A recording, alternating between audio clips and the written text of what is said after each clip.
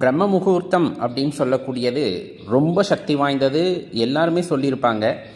காலையில் எழுந்திருத்தால் மட்டும் போதுமா அப்படின்னு கேட்டோம்னா, எழுந்திரிச்சோம் அப்படின்னா மனது ரொம்ப இதமாக இருக்கும். அந்த நேரத்தில் உடற்பயிற்சி செய்கிறோம் அப்படிங்கும்போது, யோகா செய்கிறோங்கும் போது உடல் ஆரோக்கியமாக இருக்கும்.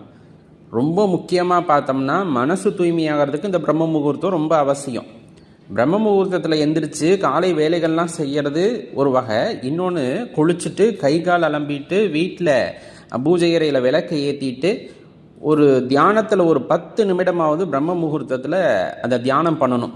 அப்போ பஞ்சாட்சர மந்திரத்தை ஒரு 108 முறை ஜபிச்சு வாருங்க. கீழே ஒரு பட்டு துணி விரிச்சுக்கோங்க, இல்லை பலகையில் அமர்ந்துக்குங்க. அப்படி அமர்ந்துட்டு நீங்கள் அந்த 108 முறை பஞ்சாட்சர மந்திரத்தை ஜபிச்சிங்கன்னா வாழ்க்கை இப்படி மாறும் அப்படி மாறும்னு இல்லை, தலகீழாக மாறிடும்.